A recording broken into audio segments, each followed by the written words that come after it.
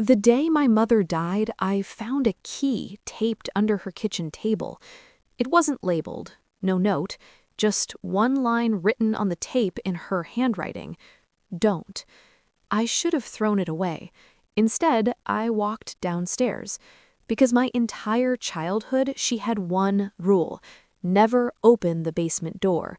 Not don't go down there, not don't touch the boxes, just that door. The one at the bottom of the stairs, painted the same color as the walls, like she wanted me to forget it existed. But I never forgot, and now she was gone. So I turned the key, and the first thing I heard on the other side was my mother's voice. I moved back into her house 2 weeks after the funeral. Not because I wanted to, because grief is expensive, and life doesn't pause when someone you love disappears. The house smelled like dust and lemon cleaner. Everything was exactly where she left it: her cardigan on the chair, her mug in the sink, a half-finished crossword on the table, like she'd stepped away and would be back any second. But the basement was different. It always felt colder. When I was a kid, I used to sit on the top step and stare down at that door, the way you stare at a wound you don't want to touch. Once, when I was 9, I asked her what was behind it. She grabbed my face gently, so gently it scared me more than if she'd yelled, and she whispered, "Promise me you'll never open it." I promised because she looked like she was begging. The key under the table made my stomach twist. Why leave it now? Like a trap or an invitation? I tried to ignore it the first day. The second day, I started hearing things.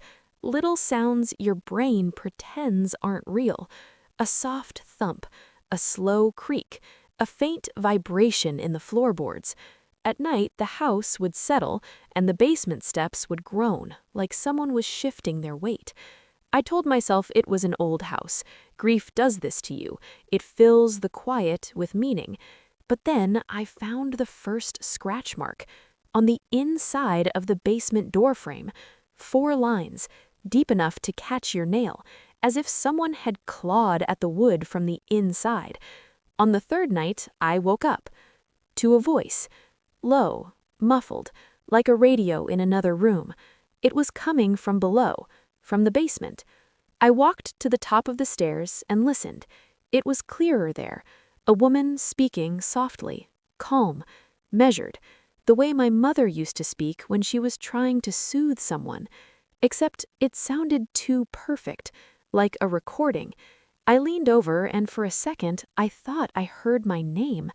I went cold, because my mother only used my full name when she was serious, and the voice said it the same way.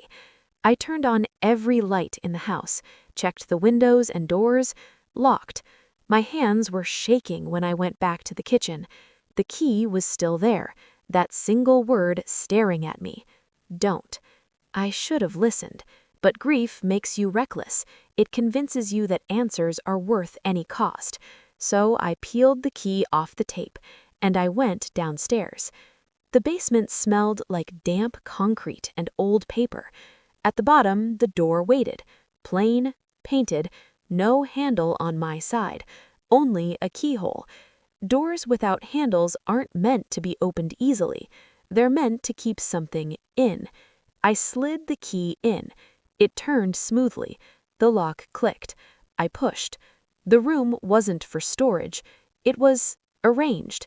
A single chair faced the wall, a small table, a lamp, a shelf lined with cassette tapes, and on the wall in front of the chair, dozens of photos, all of them of me. Photos I didn't remember being taken. Me at 12 on the porch alone, me at 16 walking home from school, and right beneath the photos was a tape recorder, already loaded, a red sticker on the cassette, in my mother's handwriting. Play. I pressed play. The sound that came out was my mother. Clear, close. My sweet girl, if you're hearing this, then I'm gone. I didn't lock that door because I didn't trust you. I locked it because I didn't trust what the truth would do to you. When you were 5, someone tried to take you. My stomach dropped. You always asked why you don't remember your father.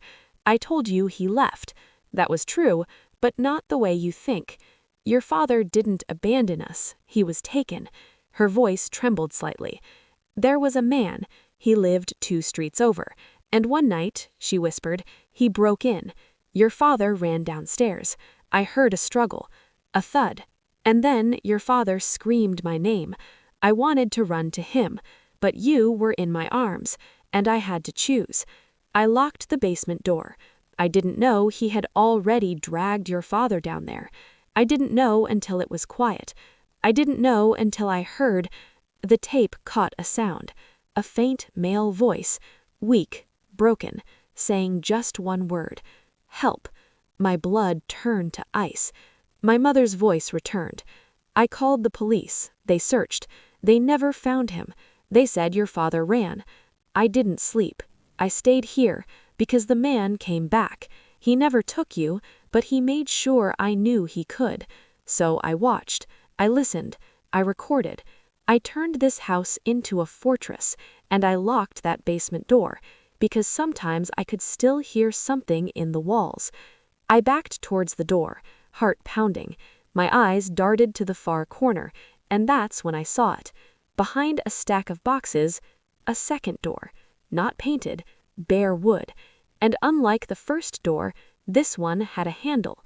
On the outside. I reached for the handle. It was cold. I pulled. Inside was not a room. It was a crawl space, concrete, dirt, and a smell that made my eyes water.